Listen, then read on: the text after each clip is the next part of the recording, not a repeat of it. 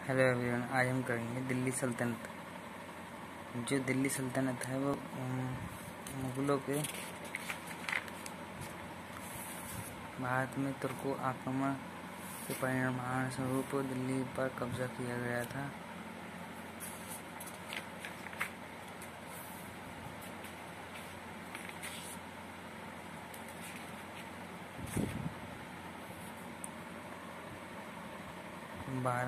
दिल्ली सल्तनत की स्थापना 1206 ईस्वी में इस्लाम की स्थापना के परिणाम स्वरूप अरब और मध्य एशिया में हुई। धार्मिक और राजनीतिक परिवर्तनों ने जिस प्रसारवादी गतिविधियों को प्रोत्साहित किया, दिल्ली सल्तनत की स्थापना उसी का परिणाम थी। बाद में काल के मंगोलों के आक्रमण से इस्लाम जगत भयभीत था। इसके अंतर्गत आतंक के कारण इस्लाम के जन्म स्थापना से इस्लामिक जनसत्ता के पांव अखड़ गए थे। इस स्थिति में दिल्ली सल्तनत इस्लाम को मानने वाले संतों और विद्वानों, साहित्यकारों और शासकों की शरणस्थली बन गई थी। दिल्ली सल्तनत की स्थापना भारतीय इतिहास में एक युगांतरीय घटना है। शासन को यह नवीन स्वरूप भारत की पूर्ववर्ती राजव्यवस्थाओं से भिन्न था। इस काल में शासक एक ऐसे धर्म के अनुयायी थे जो जनसाधारण से भिन्न था। शासकों द्वारा सत्ता के अभूतपूर्व केंद्रीकरण और कृषि मार्ग के संरक्षण का भारतीय इतिहास में कोई और उदाहरण नहीं मिला। दिल्ली सल्तनत का काल 1206 ईस्वी से प्रारंभ होकर 1526 ईस्वी तक रहा। 320 ईस्वी के इस लंबे काल में भारत में मुसलमानों का शासक रहा। दिल्ली सल्तनत अब 1206 से 1290 ईस्वी में कौन थे? ममलूक गुलाम वंश और फिर खिलजी वंश आए 1290 से 1320 ईस्वी तक, और तुगलक वंश आए थे 1320 से 1414 ईस्वी तक। सैयद वंश 1414 से 1491 तक, और लोधी वंश 1451 से 1526 ईस्वी में। अब ममलूक वंश या गुलाम वंश भारत में 1206 से 1290 ईस्वी के मध्य दिल्ली सल्तनत पर जिस तुर्क शासकों द्वारा शासन किया गया उसे गुलाम वंश का गुलाम शासक माना जाता है। इस काल के दौरान दिल्ली सल्तनत पर शासन करने वाले वंश में थे कुतुबुद्दीन ऐबक, कुतुबुद्दीन इल्तुतमिश, शिबली और बलबनी। इस शासकों का गुलाम वंश के शासन कहना इसलिए उचित नहीं है क्योंकि इन तीनों तुर्क शासकों का जन्म स्वतंत्र भारत माता के माता पिता से हुआ, इसलिए उन्हें प्रारंभिक तुर्क शासक व ममलूक शासक कहा अधिक उपयुक्त होगा। इतिहासकार अजीज अहमद ने इन शासकों को दिल्ली के आरंभिक तुर्क शासकों का नाम दिया।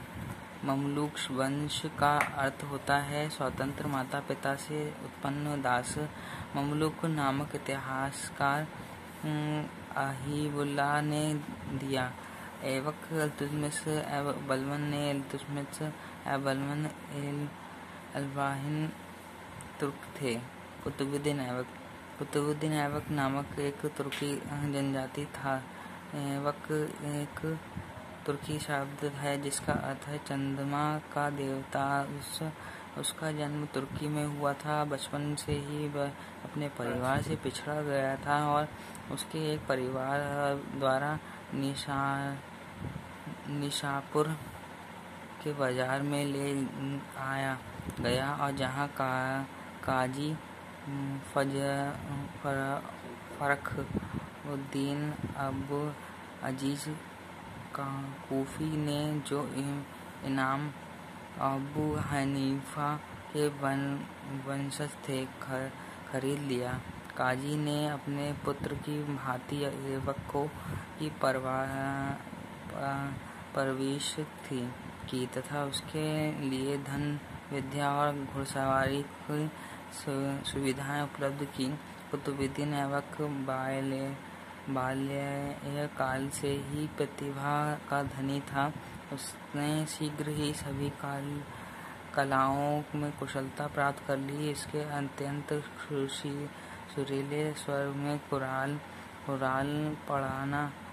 पढ़ना सीख लिया, इसलिए वह कुरान खां का पाठ करने वाला के नाम से प्रसिद्ध हो गया। कुछ समय बाद काजी की मृत्यु हो गई। इसके पुत्रों ने उसके एक व्यापारी के हाथों बेच दिया, जो उसे गाजी ले गया और जहां मोहम्मद गौरी ने खरीद लिया, और यहीं से उसकी जीवन चर्चा का एक नया अध्ययन आरंभ हुआ, जिससे अंत में उसे दिल्ली के सिंहासन पर बैठा। अपनी ईमानदारी, बुद्धिमानी और स्वामिभक्ति के बल पर कुतुबुद्दीन ऐबक मोहम्मद गौरी का विश्वास प्राप्त कर लिया। गौरी उनके समस्त प्रशासनिक और गुणों से प्रभावित होकर अमीर-ए-खाकुर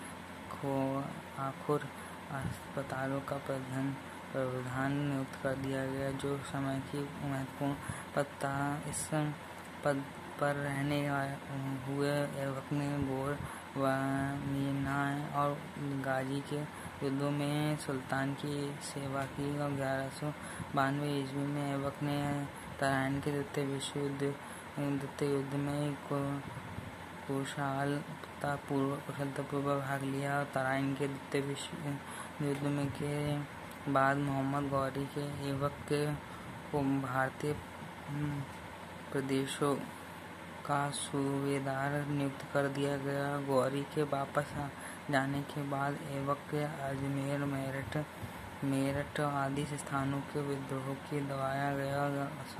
1194 में मोहम्मद गौरी और कन्नौज के शासक जयचंद्र के बीच हुए युद्ध में ऐबक ने अपने स्वामी की ओर से महत्वपूर्ण भूमिका निभाई। 1197